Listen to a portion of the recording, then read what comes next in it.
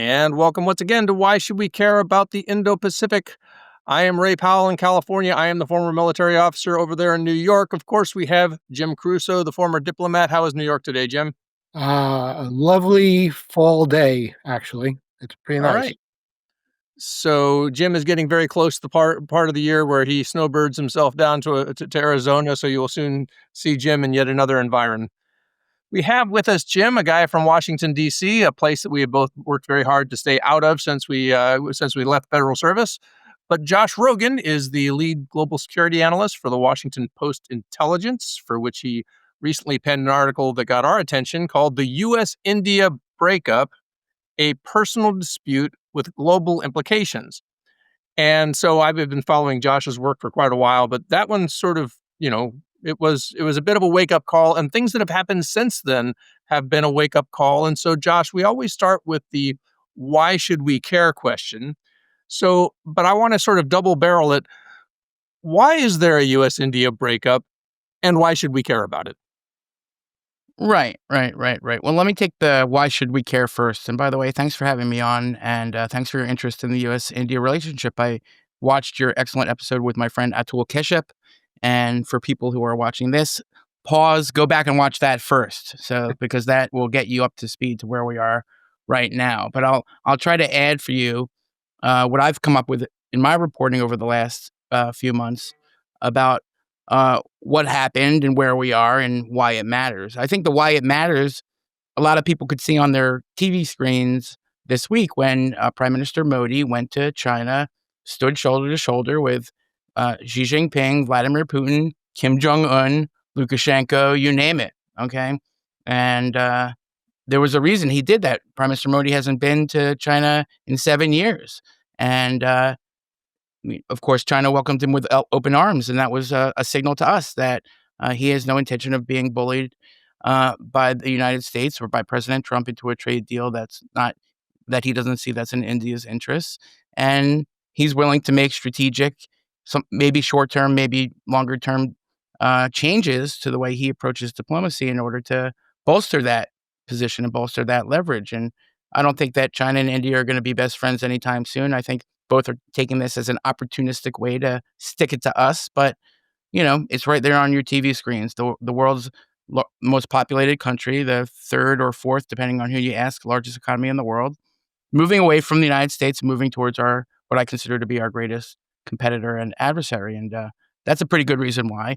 Now, how did we get here? Well, one would have thought, based on the relationship between Prime Minister Modi and President Trump during President Trump's first term, that these two would be as close as lips and teeth, to paraphrase Mao Zedong. And they were. They campaigned for each other.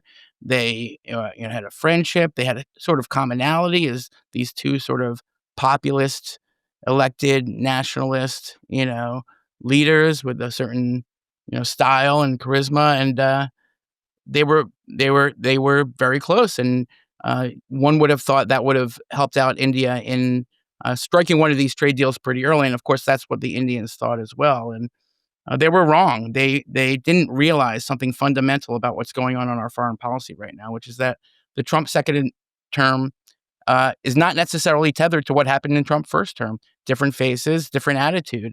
And what you did in 2019 doesn't necessarily count in 2025.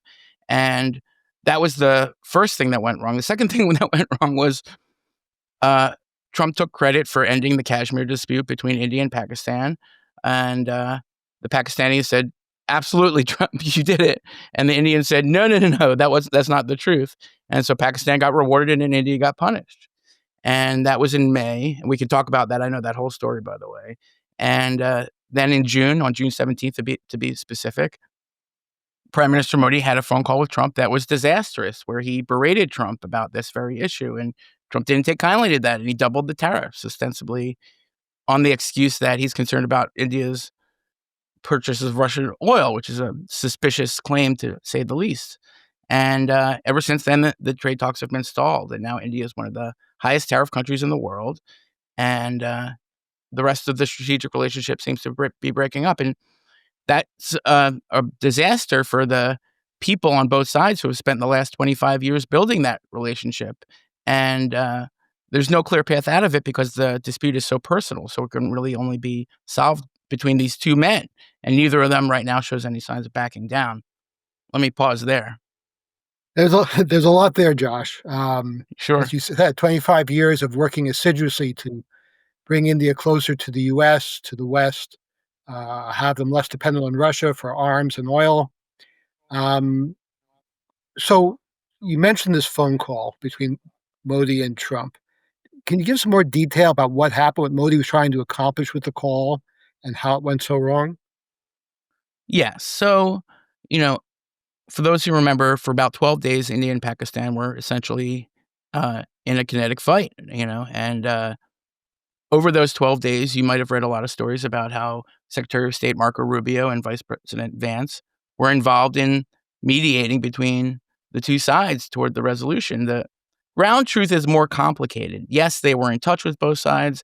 At times, they passed messages between one side and the other. But to my best understanding, no, they didn't. They weren't "quote unquote" responsible for solving the dispute. But you know, I guess that's a matter of perspective.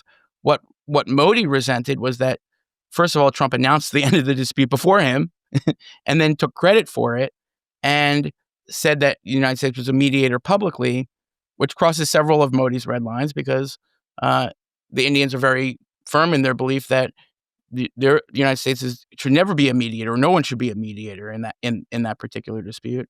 And also, this made Modi lose face at home. He's in the middle of this very tense political season. They've got elections coming up in parts of India that the BJP, his party, is struggling with. And for purely domestic political reasons, and then you add in his ego, he just wasn't going to stand for that. Now, I think another thing that's going on here is that, both of these guys have staffs, presumably, right? They presumably have these senior officials, but it's not the same because on the Indian side, his foreign secretary is a guy named Jai Shankar, who's a well-known, lifelong expert, has been in Washington, dealing with Washington for 30 odd years, respected on both sides, the expert of experts. And on the U.S. side, there are no India experts. The Trump administration doesn't have any India experts anywhere near the president at any time for any reason. And that's partially because of the gutting of the National Security Council and other parts of the State Department, et cetera. That's partly because the people inside the Trump senior level, specifically Secretary of State Rubio, and to a lesser degree, Treasury Secretary Scott Bessent, who have either an expertise or an interest in working on the U.S.-India relationship, essentially are not going to get in the stick their neck out for this. It's not a priority for them. What you hear a lot inside the administration, especially inside the White House, is that the people who care about India are not going to, risk their jobs over it. And until Trump gives the signal, because we have such a top-down system now, that it's okay to advocate for the U.S.-India relationship, no one's going to spend much time doing it, even if they wanted to. So that leaves it to Trump and the people who really agree with him, like Peter Navarro and to a lesser extent Howard Lutnick, the Commerce Secretary, who either see this as an opportunity to score points on India for whatever reason, or in a kinder explanation, think that this is building the leverage that is eventually going to make Modi cave and they're going to get what they want. And so far, that's not working. It has worked with other countries. Lutnick has been able to lean on the Japanese or the Koreans, for example, and we can talk about those instances. But it is a different ball of wax. The Indians can be very stubborn, and they have other options, and they have a lot of pride, again, as the biggest country in the world with a very long history and of independence and non-alignment and a very and good relationship with Russia, et cetera, et cetera. So for all those reasons, I think that this has become essentially a failure to communicate and a prime example of the sort of how the dysfunction and gutting of our national security expertise around the president results in us doing things that are, in my view, very counterproductive, like alienating the Indians by demanding things of them that they can't give, like concessions on agriculture that would cripple their economy. And secondly, by raising a personal dispute over the strategic interests of the country, again, in my humble opinion. So, Josh, one of those conventional wisdom things that runs around in, Indo-Pacific circles is this idea that, well, part of the reason that Europe struggled so much during Trump won is they took him way too personally. They worried too much about these pesky sort of European ideals and things like this. Whereas the Asian leaders understood his transactional nature. They were more pragmatic. They were more practical. They just sort of did what was best and got them ahead. And this seems to take all of that and sort of put it on its head, right? So, here we have, an Asian leader. Again, Asia is a huge place. It's a very easy to generalize. Um, but here we have an Asian leader who is basically, acting out of personal pique. And it would seem like, especially if he's staring at, what are we at, 50% tariffs now? You're going into an election season, you'd kind of want that to go away as soon as you could, and would have at least some motivation to see if he couldn't get this thing back to equilibrium. Is that, Right.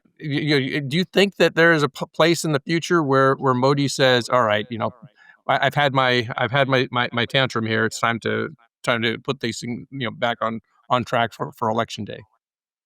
Yeah, well, right. I think you framed it really well because I do think that, first of all, led by Shinzo Abe, a lot of the leaders in the Indo-Pacific were pragmatic about dealing with Trump in the first term.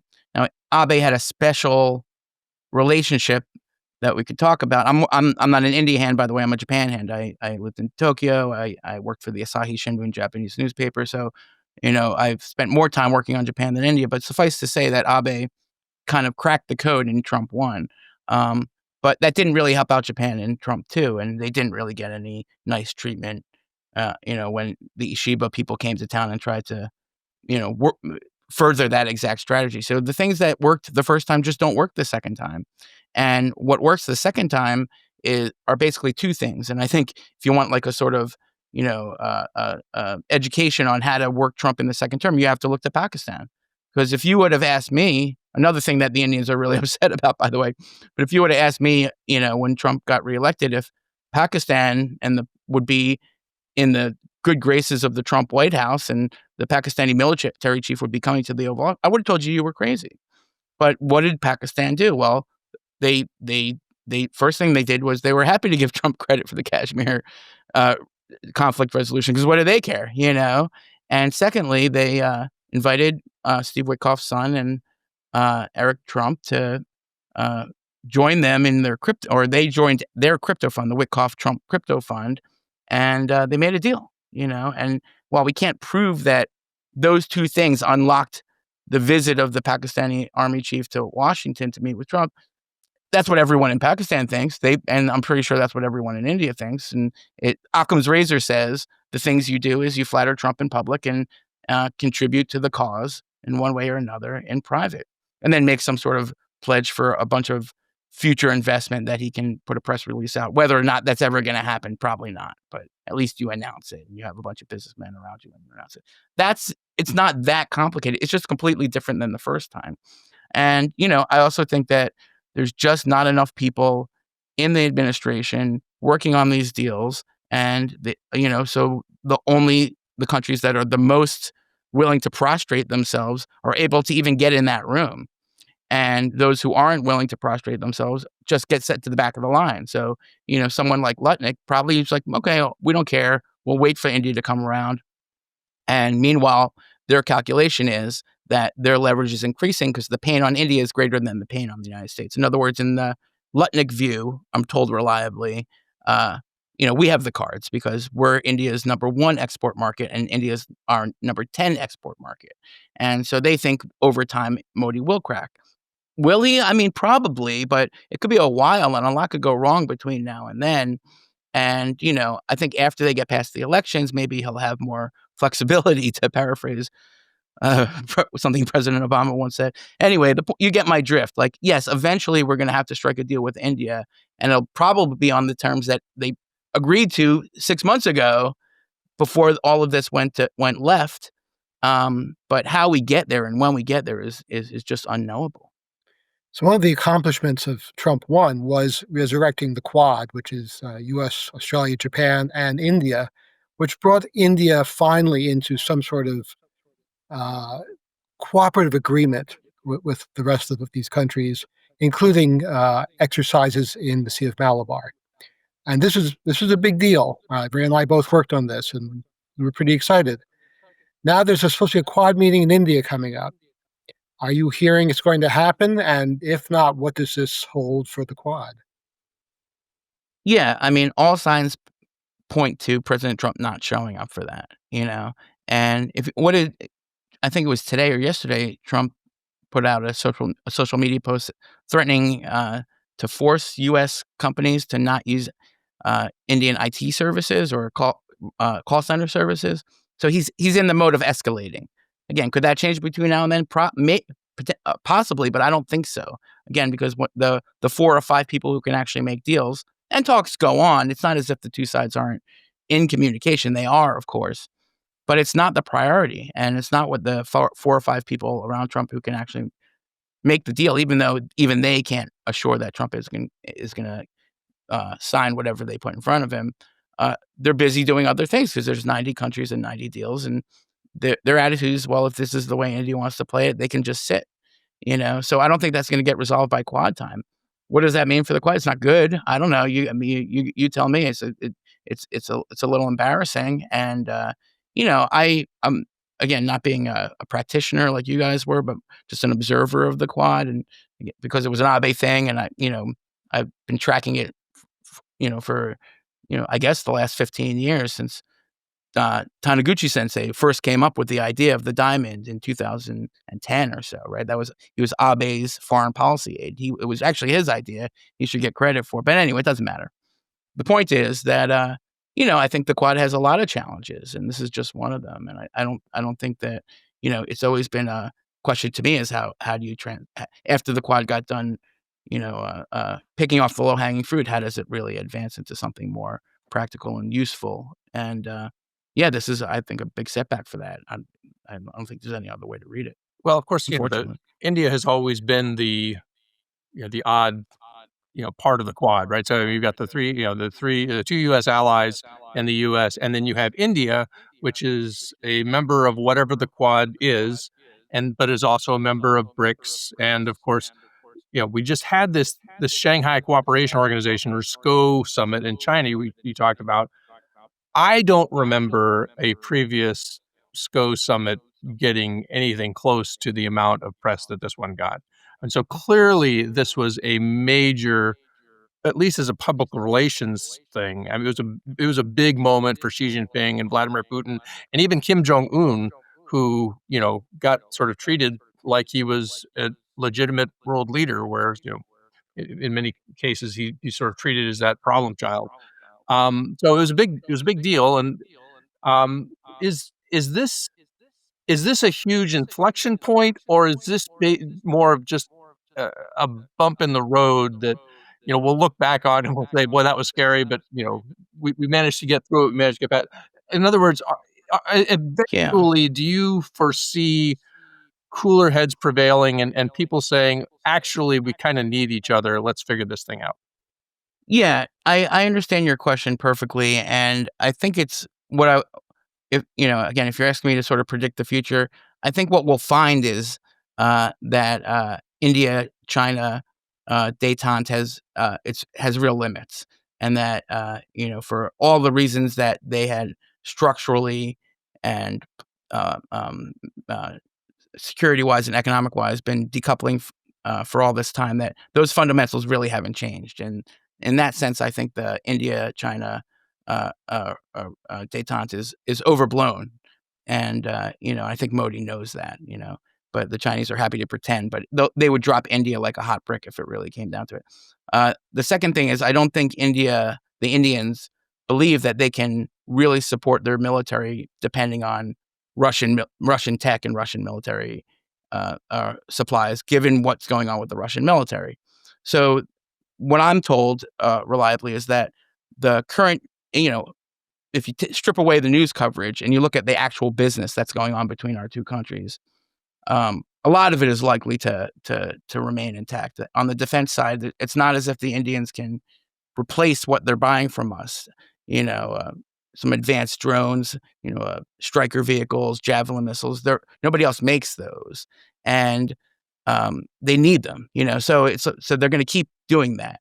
And then when you look at sort of pharma, well, yeah, we're threatening to cut off Indian pharma, but I don't think President Trump wants to go into an election where everyone's generic drug prices go up 250%. That's not going to be a good headline. And then if you look sort of at the, okay, textile, I don't know. There could be some disruptions for sure, but essentially what Apple will still has incentive to move its iPhone factories to India. They still have incentive to keep them. And so for all of those reasons, I think the overall strategic shift is more of a drift than some sort of sharp break. But when the biggest country in the world drifts, that still matters. Now, I think the core of your question is sort of, how do can we undo this? And I think that's a really important question, because I think the only answer is only if we try. If there's nobody to try to undo it, then I don't see how it gets undone. But yeah, all of these things could be, repaired, but we would have to start now. We'd have to apply a lot of, elbow grease to that. And the damage, although we'll keep a lot of the business that we have, I don't see the Indians signing up for like the F-35, for example, because why would they do that now that we're using every piece of leverage we can to destroy their economy in the middle of his election season, which is pretty cruel. Like, it's a tough thing to do, So are they going to put themselves on the hook for F-35 replacement parts for the next 30 years, giving us another piece of leverage that we could hang over their head? I can't imagine that they would do that. So that's an example of a consequence, I think. So one of the circles we've been trying to square unsuccessfully is, we used to have this idea of all of national power to compete with China, our pacing threat, our most important and capable adversary since World War II.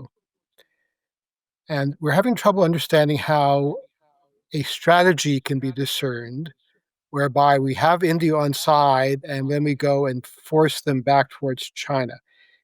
Is there, I don't mean to be glib, but is there a strategy that you can discern amongst all this? Or is there no sense of national power? Well, James, it's a really interesting question, because the answer is actually yes and no. So the yes is that they are building a strategy to explain all of this stuff. Okay, in the Pentagon, the National Defense Strategy is nearing its final, edits. You could read that in today's paper. So it's kind of like there's always a theory out there inside the minds of whoever it is, the White House or the guys at the Pentagon, who are trying to explain what's going on. But even those people know that they're reacting to Trump, not guiding Trump. Okay. So you could, Trump says 5 things. I can go put those 5 things into Chat GPT right now and say, explain his strategy. And I'm sure it'll come up with something that on paper, but everybody knows we don't have a strategy, because he's going to change his mind tomorrow. It's all personal. It's all deal-based governance. It's not about marshaling allies to compete with China. Trump doesn't care about that. A lot of his people care about that. He doesn't care about that. He cares about what deals can we make with each of these countries that are to our advantage. And for him, the goal with China is not to compete, but to rather cooperate.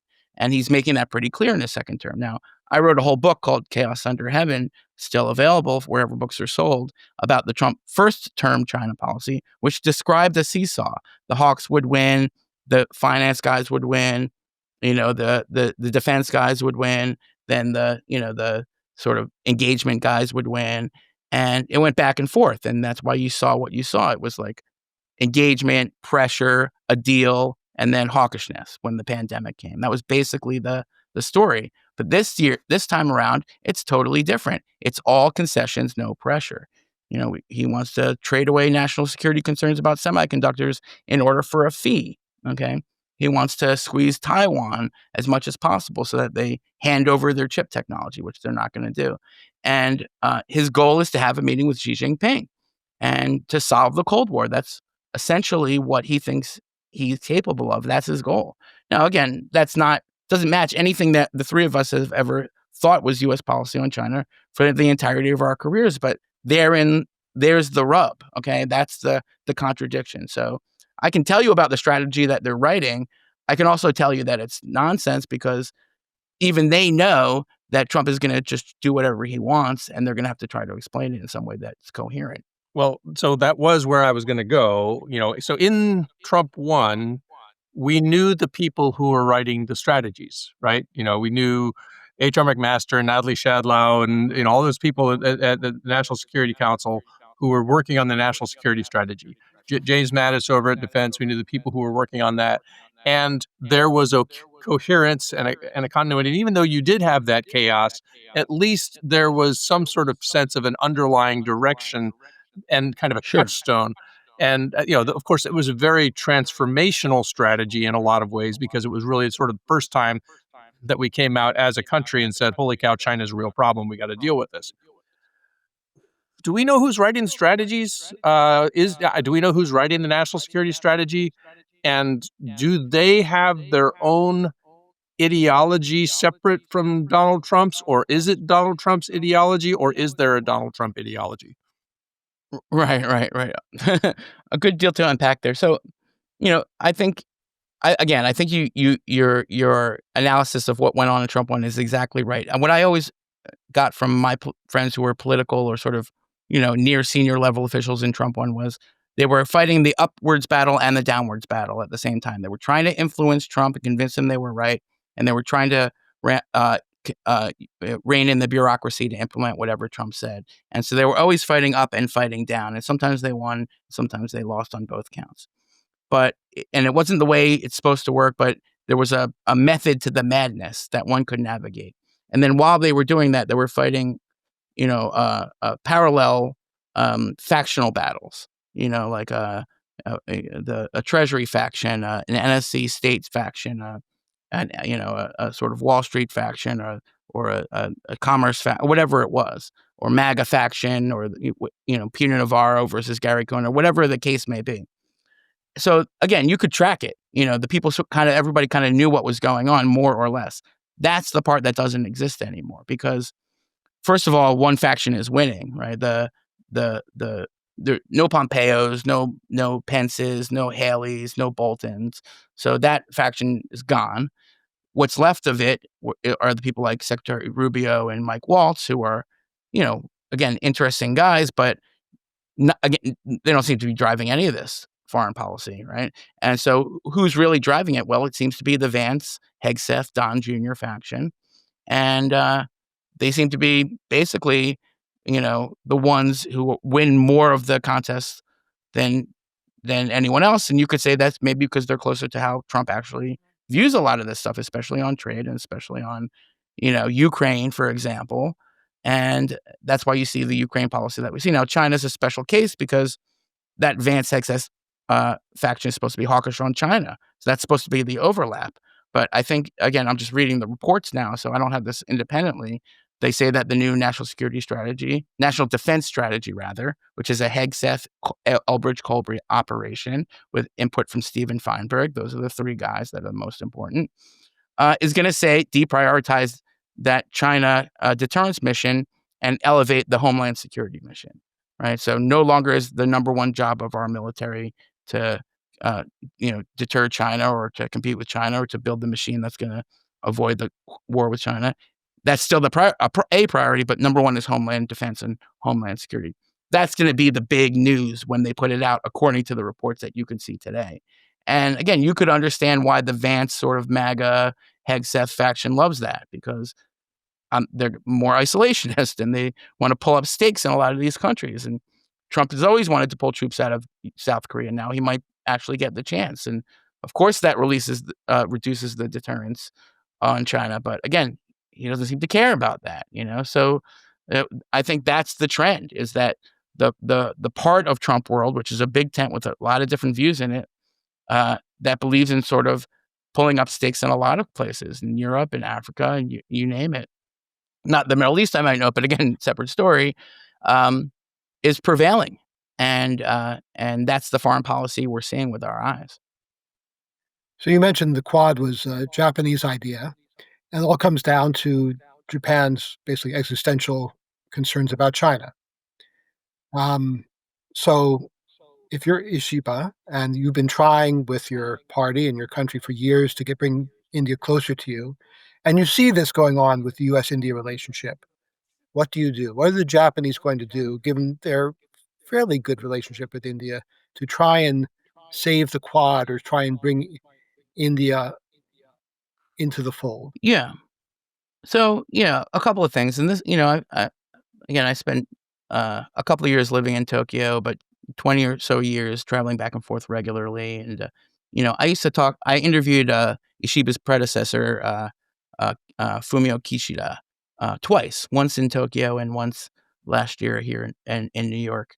And just for those not to get too in the weeds of Japanese politics, but suffice to say, Abe was on the conservative hawkish side of the LDP, and Kishida was on the more progressive liberal side of the LDP.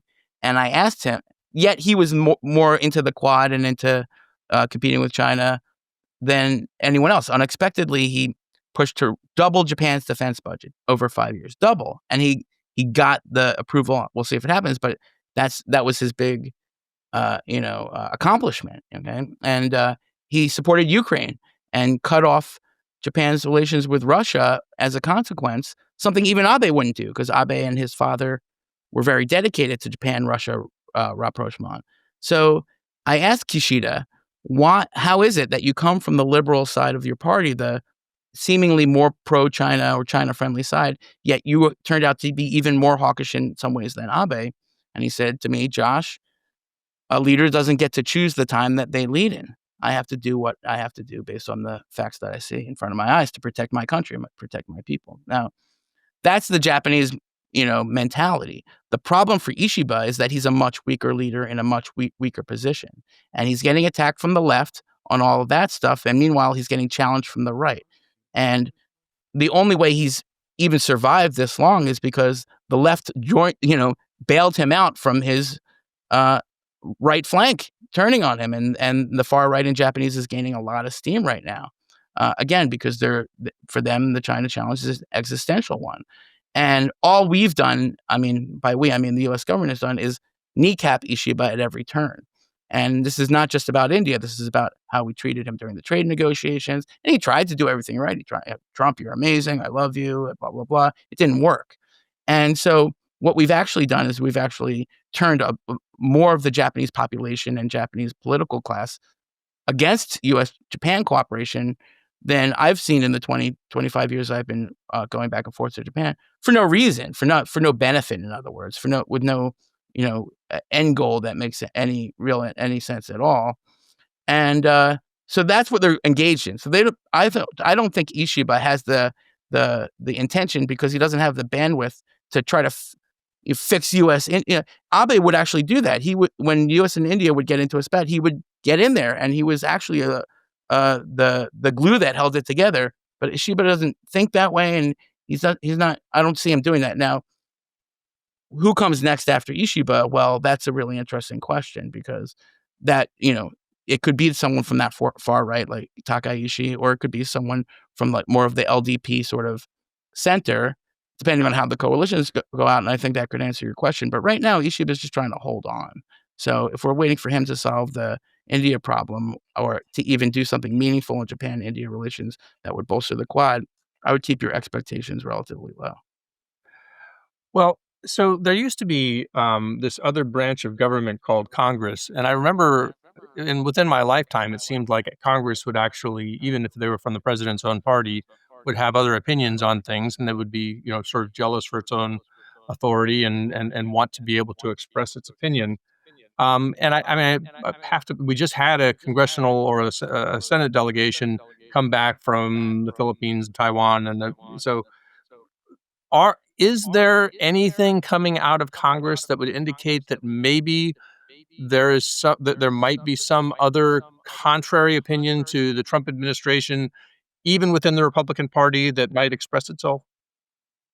Yeah, sure. I think, again, like I don't think Republicans in Congress are going to do anything to contradict the president, but there's a lot they can do, and often do that the president just doesn't know about or doesn't care about. So if you again, it's a bandwidth issue. If you only have 4 people who can make real big decisions, those people are always busy. All the rest of the decisions they really can't keep track of, and the NSC is gutted, and State Department regional bureaus don't have any say at all. They're not really.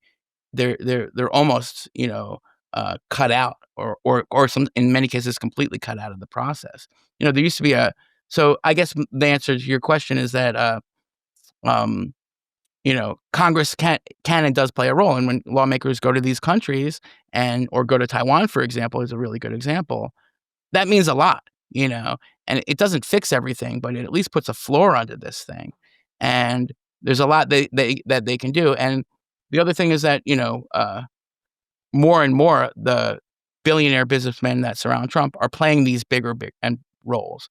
And what they do really, really matters. And a lot of times it's really bad, and sometimes it's really good.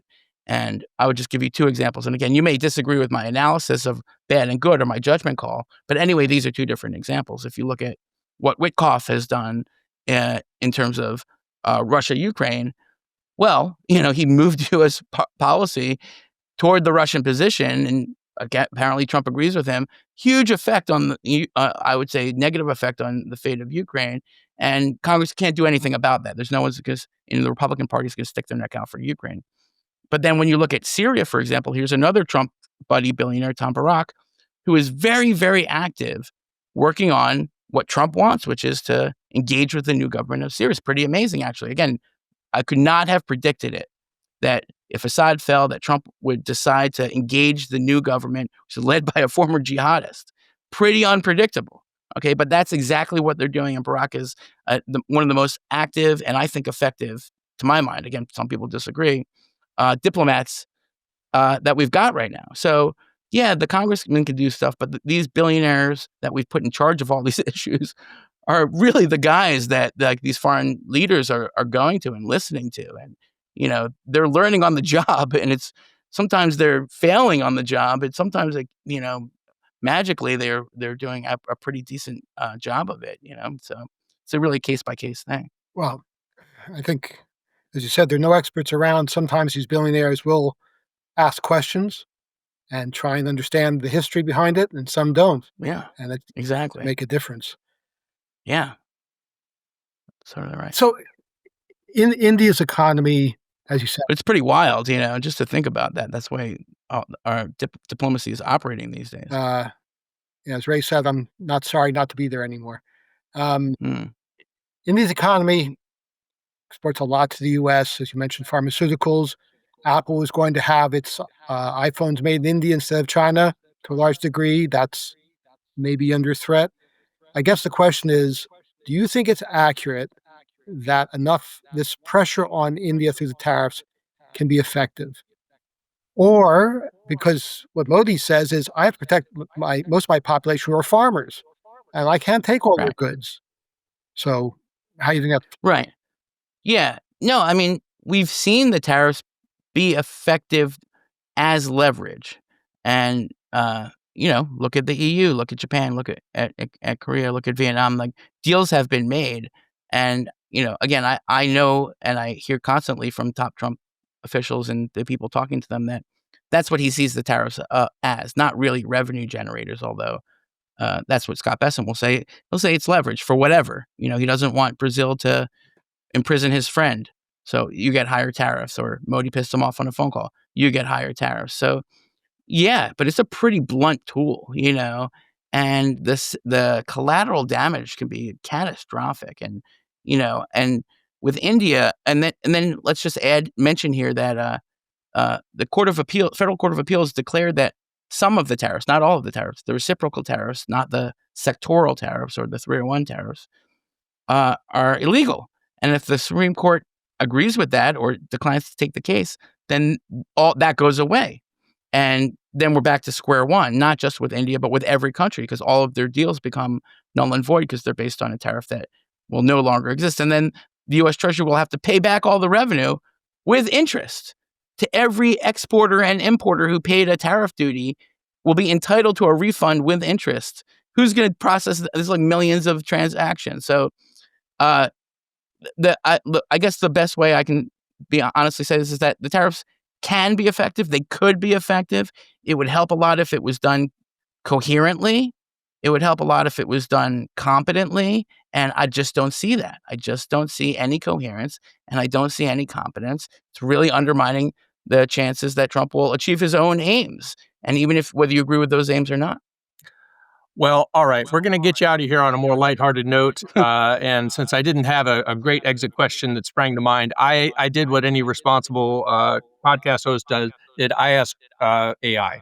So this is what Grok told me I should ask you. And Uh-oh. if Elon You Musk, couldn't have asked ChatGPT or well, Perplex? they all get their I'm turn just in the kidding. I'm barrel, just and whoever totally starts kidding. contributing to the IEJ media gets they get the priority. So Got it. Josh, if you could swap lives with any world leader in the Indo-Pacific for a day, Hmm. don't have to worry with tariffs or nukes, just for pure fun, which one would you choose, and what mischief would you get up to? Yeah. That's a great question. I'm torn. Um, but if it was just one day, then I would choose to be the leader of Singapore. Oh, And You are so straight-laced, man. is that too conservative of an answer? I just think, uh, you know, in that magical little city state is just the most fascinating business and strategic sort of intellectual kind of cohort you can find these days, and there's just so much going on there, and at the same time, it's a society that he's so active in shaping and sort of modeling. I find it to be completely fascinating. I would get rid of the vape ban. You know what I mean? Let them vape. That would be my first order of business. And then I would um, change the rules to ensure an independent media for Singapore. Singaporeans are not going to like that too much. But having been in Singapore, I think it would benefit from a more free and independent media, which they currently don't have. And then I would take a look at what they're doing right in the business and economic world, and learn that. And then when I came back to America, employ that, because they seem to have a bunch of these things. Not everything. Again, you can see I don't agree with all of their stuff. They have something figured out about how to be a successful country economically in the 21st century that I think we all should learn from. would you still allow caning though? Um, uh, corporal punishment out. Um, you know, capital punishment out, and and I would encourage the Singaporeans to have more of a voice in their own democracy. They can't have a voice if they're all Yeah. vaping. Well, that's the thing with freedom. You can't, if you want to let people live their lives, then you can't criticize them when they choose to do so. See, you said you thought he was straight-laced. Uh, he's actually Yeah. quite I know. subversive. I'm a freedom fighter. I always have been. All right, freedom fighter. Where can people follow your work? I'm writing now for Washington Post Intelligence, our new business-to-business facing platform, and also follow me on X at Josh Rogin, or LinkedIn, or wherever you get your social media content. Great. Thanks so much for joining us. This has been a lot of fun and been a Anytime. really, I would say, stimulating discussion. Absolutely. It's been emotional. Thanks, guys. Thanks, Josh.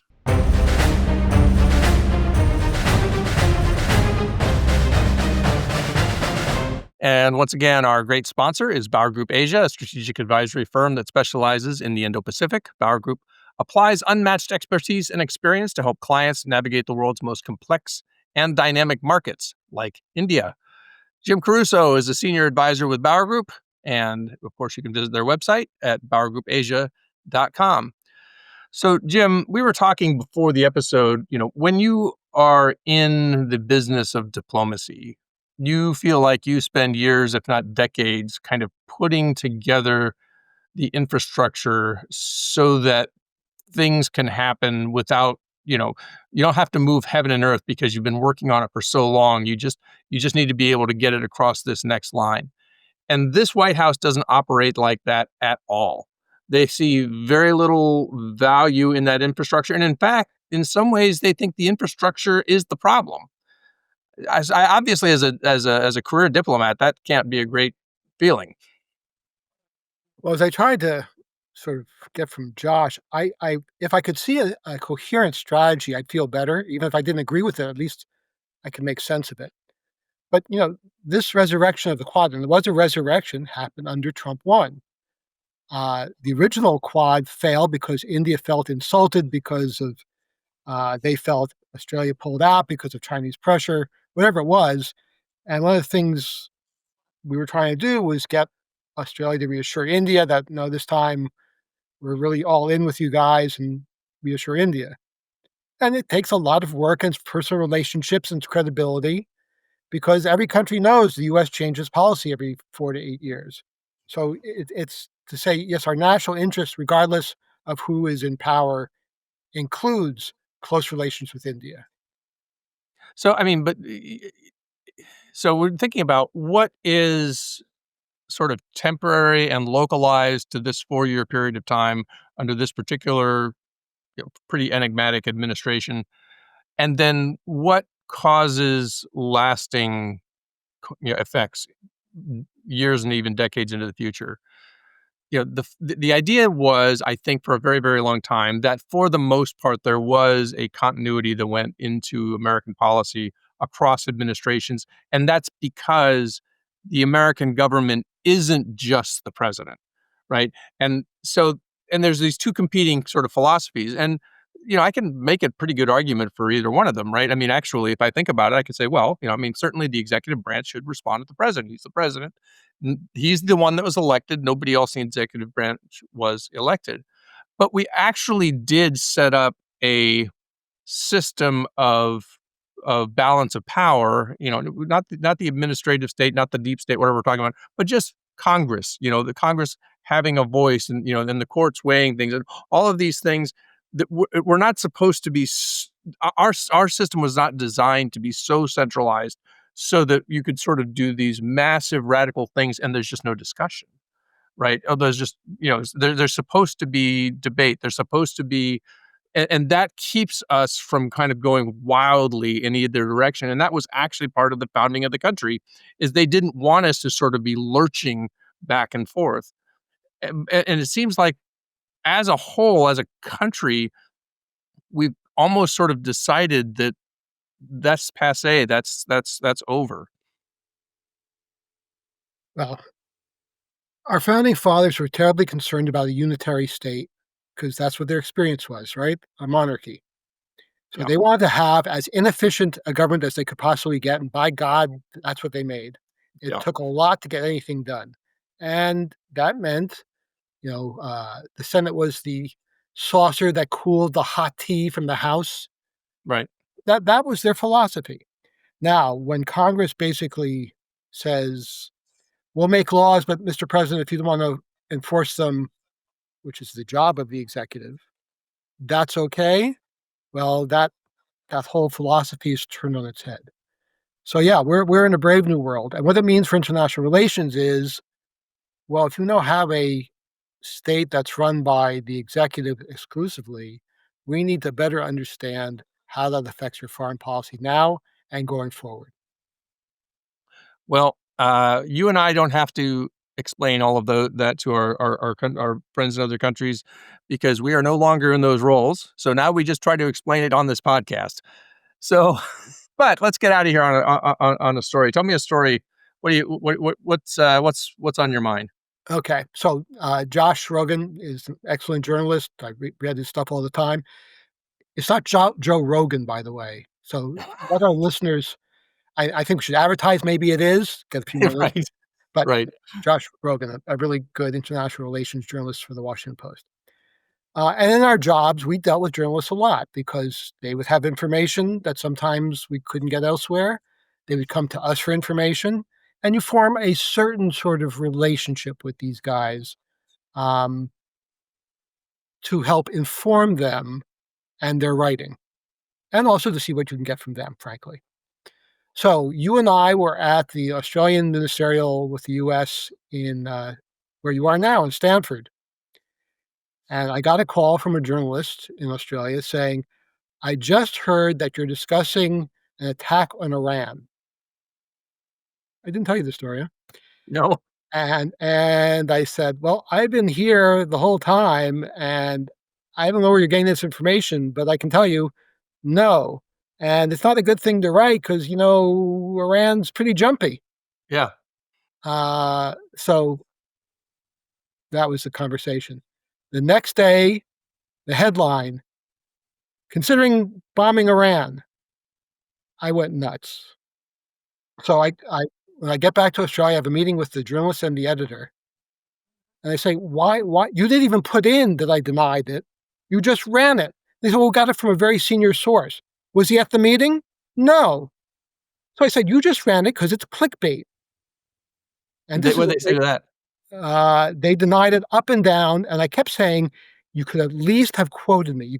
You didn't ask me to use a quote. You I would have let you, and no one and you're quoting someone who's not there." But it's a senior person. So anyway, my point is, you gotta know your journalists, and you gotta sometimes understand the motivations. Yeah. Um, Yeah. but they're still better than most of the people out there doing podcasts. Well, most of the people. That's what I'm Uh, saying. Certainly no better than our producer, Ian Ellis Jones and IEJ Media, who you should absolutely follow on X at his handle at Ian Ellis Jones, where he puts out those outstanding military and geopolitical graphics. And certainly no better than you'll get at our YouTube site, which is youtube.com at IP Podcast. And of course, at any of our social media sites. And since we made reference to them during the podcast, we should note that the one that he talked about with Atul Keshup was episode 16. So it's from last year. It was why should we care if India becomes the world's third largest economy? And that still holds the record for the most YouTube views of all of our podcasts. So if he recommended it, we recommend it.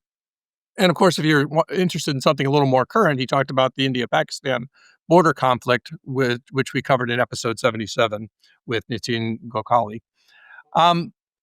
Certainly, and you'll definitely want to, if you do have an opinion you want to share with us, you can put a comment on the YouTube or next to your 5-star glowing review, of course, or you can send it to us an email at indopacificpodcast@gmail.com.